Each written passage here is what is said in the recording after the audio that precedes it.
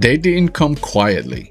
They came with warships, with cannon fire, with the confidence of an empire that had just taken Trinidad without breaking a sweat. And here, on this very coast, Boca de Cangrejos, they believed Puerto Rico would be next. But what they didn't understand was that this island doesn't surrender easily.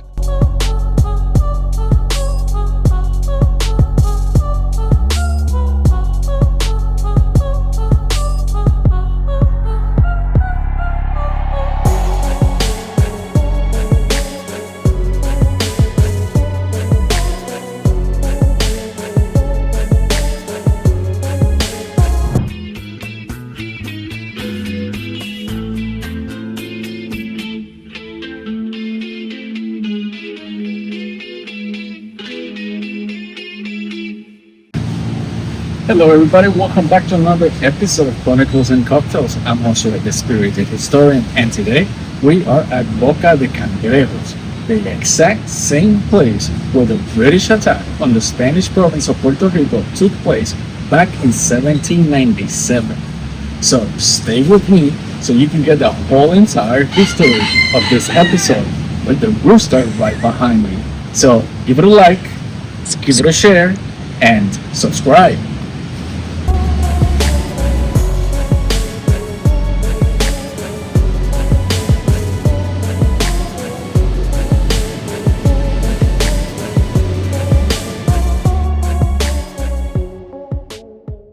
If you are new to the channel, please take a moment to check out all our other episodes. We don't only stay in Puerto Rico, we visit other places that have connections with this island. We have visited Spain, Ireland, France, New Orleans, Washington, D.C., and many others that will come out very soon, like New York, Boston, Santo Domingo, and many more. So make sure you hit the like button and subscribe. And we have made it to Patreon, so if you prefer commercial-free videos, go visit me there. And as always, thank you for your support.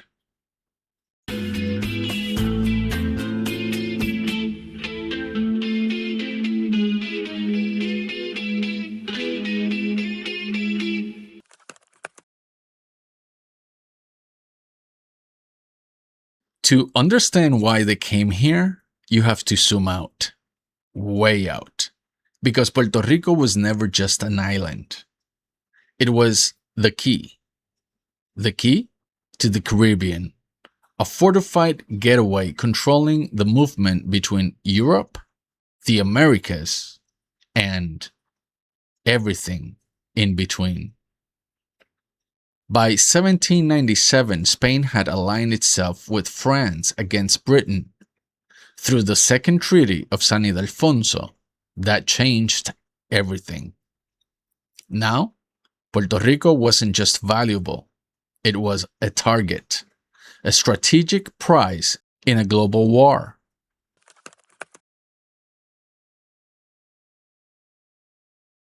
And Britain didn't send just anyone. They sent one of their best, Ralph Abercrombie, a disciplined, respected commander, the kind of man trusted with shaping the future of the British Army. Fresh off a successful campaign, he had already taken Trinidad in February of that same year. Fast, clean, almost effortless. So naturally, Puerto Rico looked like the next logical step.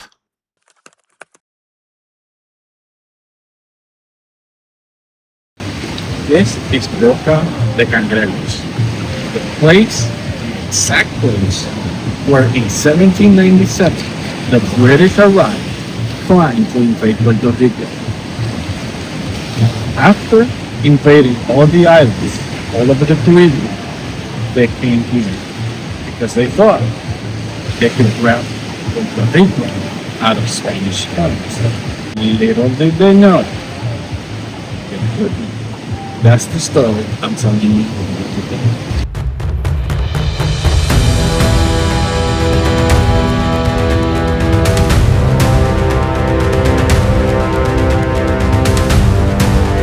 April 17, 1797. 68 ships appeared off the coast. Thousands of troops. German auxiliaries, French émigrés, seasoned soldiers of the British Crown. They didn't land directly in San Juan. That would have been suicide. El Morro was too strong, and actually, they couldn't even get through. So, instead, they came here, Boca de Cangrejos. A calculated move, a backdoor into the city. So this is the same exact point of the battle, because at the time, they thought they could go around Santurce. Santurce, today, which is a neighborhood of San Juan, but it actually used to be an independent municipality. And it was the first municipality of Puerto Rico founded by free black slaves from all over the Caribbean. Because under Spanish rules, if you were a slave in the other Caribbean islands and you made it to Puerto Rico, you got your freedom. So the whole province of Puerto Rico sent troops. All the municipalities at the time, they sent troops to fight the British. All of these troops, all around, all the way from El Morro to Boca de Cangrejos, they put up a fight. You're soldiers of the king. Solemnly rum in the legs. Column left. Forward. You left. You left. You left. You left.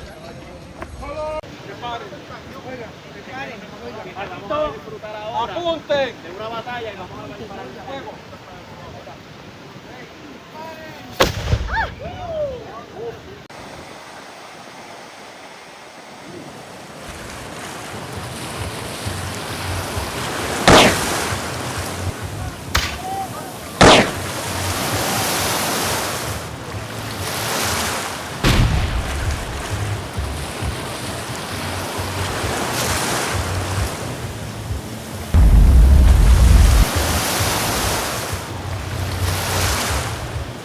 And they held through. And they just couldn't. Britain just couldn't. One of the most powerful navies in the world at the time couldn't get past through the Spanish militia, formed by full Spanish citizens, Spanish criollos in Puerto Rico, and the free slaves of Santurce. So we are at the point exactly where the battle against the British happened in 1777. 1797. 1797, correct. And with me is Jorge Rivera, part of the Regimiento Fijo de Puerto Rico.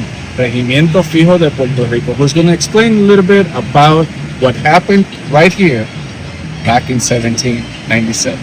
So Jorge, thank you for being with us. Thank you. Well, the battle was really right here. The British with Admiral Abercrombie and the other person I can remember, but it was Abercrombie, the first, the Admiral. They came with 8,000 men. All the ships came down here in Torrecillas, if I recall, Torrecillas, Boca de Cangrejos, and they disembarked. And the militias from Piñones, that were the liberal black that have their own uniforms, they were the first one that fight with them. That's why we're here today commemorating that. And the British just went down all the way through the beach until Santurce. Yeah. And they went to Martin Peña, and they tried to get onto a condado that is near the Caribe Hotel. Somebody knows where it is. Yeah. But they cannot go through because of the fixed regiment. Yeah, it was there. My uniform is different than the fixed regiment, and they're from disciplinary militias. So we were the ones that were in the towns that came to help, but we were not in the castles. We were outside. Okay, so your militia was the one that each Capitan or Capitan a Guerra from the town sent over to the capital. Yeah, they send to the capital so we could defend. So we don't let the British to go inside the old San Juan. Right. The 6th Regiment was in the side of the wall, inside the walls, fighting with their cannons and with the muskets and all that. So it was here that they came. They disembarked, yes. The real thing is that the governor of Ramon de Castro, that was a military governor, he sent the women and the children outside the city walls. He sent it to Rio Piedras, that it was called El Roble, and other parts that there were no fights. To Bayamón, Guaynabo, other towns. Okay. So we will have lanchas cañoneras. We have boats with cannons that have a little sail, and they go through Martin Peña. So they really use the boats to fight because the British crossed the Martin Peña and they went all the way around and until the Roble, but the military, disciplinary militias, they put it back. So they have to go back again. And they tried to go into the capital, the San Juan and the Fortaleza, that is the St. Catherine Castle, Palacio Santa Catalina, and they couldn't. So they tried 15 days to get into Puerto Rico, and this was the last battle they do in the Caribbean. Wow. So they were here for 15 days trying to get in. And they tried this in other islands. Just went right through. Well, they went to some of the islands, and they thought they took some of the Sotavento and Barlovento islands in the Caribbean, but they say, okay, we got Puerto Rico, we got everything, but they can't get in. So they couldn't get into Puerto Rico. The British were coming, they didn't come in. Yeah, and yeah, the British were coming. British are coming. So we really were Puerto Ricans. We have soldiers from Spain, some officers, but we still have Puerto Rican officers. Like there's a legend that is true. It's called Pepe Diaz. He was from Toa Alta, and he died. Pepe Diaz. That's actually a poem or something. Yeah, it says en el cañón Martín Peña mataron a Pepe Diaz, que era el hombre más valiente que en España tenía. So Pepe Diaz was a sergeant, and he was killed by the cannon like this one from the British side with a metralla. Metralla is a little stuff that you put in the instead of putting a ball, you put the powder and you put nails, rocks, or whatever. And he died with that. Wow. One, Isla de Cabra. Oh, okay. Yeah, on the other side. On the other side, they put a chain, and St. Francis Drake came through. And they say that there was a cannonball that went through the cabin of St. Francis Drake, and it hurt him, but they don't kill him. And then he left. Wow. But that was not this century. Right, that was not this. That was like 16th or 15th century. I think it was 16th century. Yeah, like 100 years before. So the infamous Sir Francis Drake, who captured almost everything in the ocean, couldn't actually get through. Mm-hmm. And in 1797, the British tried again, and they still couldn't get through. The Spanish militia with the Criollo Puerto Rican soldiers. All right, so that's true. Yeah. So thank you so much. You're welcome. Have a beautiful day and enjoy. And we will. Okay, thank you. Gracias. Good night.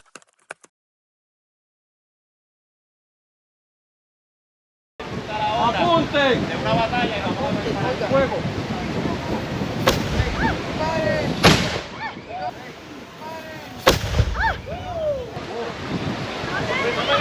On paper, the plan made sense. Land here, march towards San Juan, set up artillery, and break the defenses. But Puerto Rico wasn't Trinidad. Not even close. Governor Ramon de Castro had already prepared, militias were mobilized, farmers became soldiers, prisoners were armed, even privateers joined the defense. This wasn't just a military operation anymore. This was a collective resistance.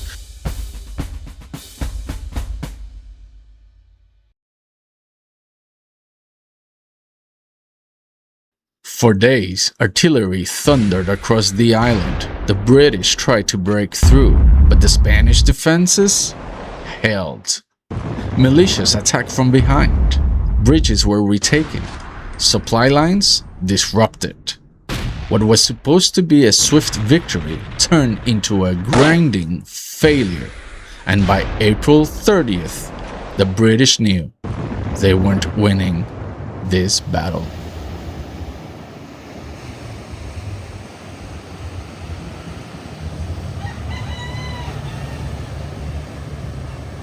This event, this battle, this win against the British Royal Navy, this was the beginning of the Criollo pride. This is when we started being proud of being Puerto Ricans, Spanish, but from the province of Puerto Rico.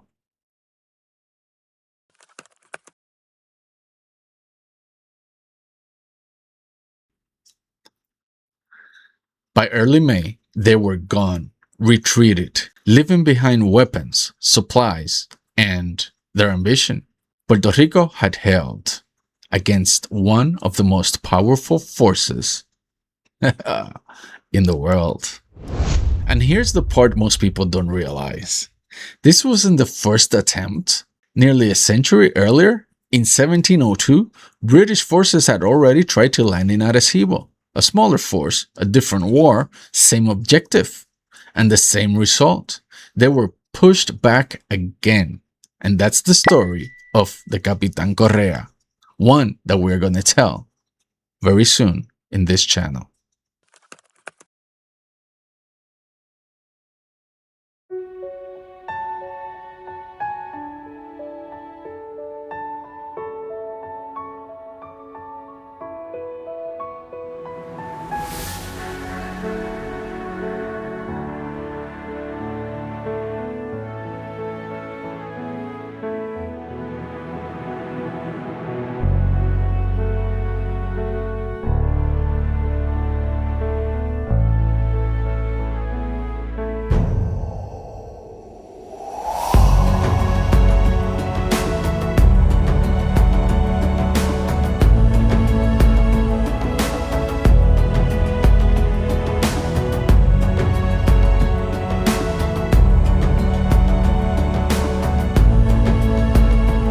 History likes to focus on victories and defeats, but sometimes the real story is resistance. Puerto Rico didn't just survive this moment. It defined itself through it. An island shaped by global powers, but never easily taken by them.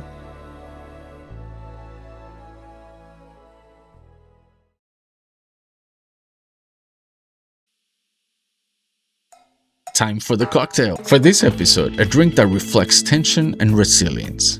The Siege 1797. 2 ounces of Pitorro. A half ounce of fresh lime juice. A half ounce of honey syrup. 2 dashes of bitters for complexity. And you can garnish this with orange peel or mint. In 1797, people here weren't drinking refined aged rum the way we know it today.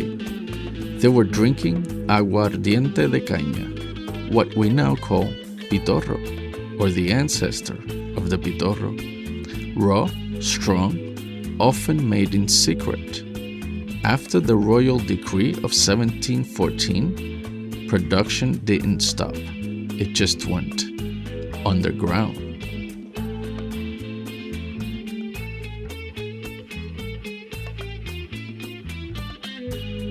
If you try it, let me know what you think.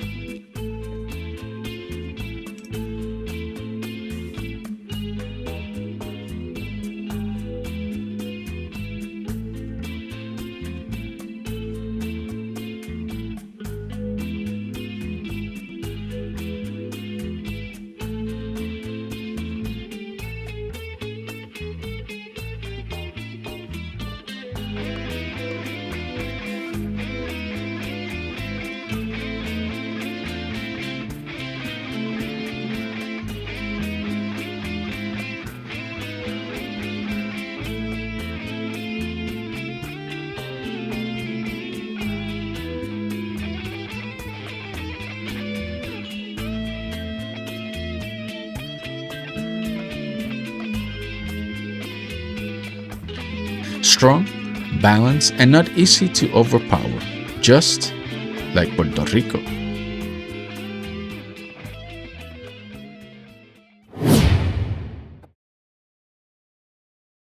They came here believing it would be easy.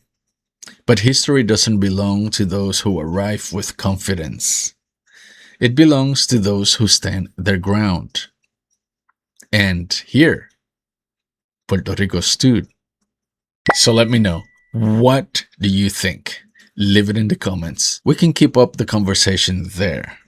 If you enjoy exploring history like this, through the places where it actually happened, make sure you subscribe, because there's always more to uncover. I've been getting many messages on doing an episode about genealogy. And as you may know, I am researching the surnames Vasquez, Murphy, Tardi, Negron, Chévere, Cruz, Rey, and Gonzalez. If you have one of those surnames, let me know. We are most likely cousins. Also, let me know what you want me to uncover or investigate. We will be visiting a few towns in the next few months, and we will be visiting the States very soon for a unique episode. So subscribe and let all your friends know. Whether you agree or not, whether you liked it or not, comment. Let me know. Thank you for watching and commenting. Have a great Wednesday.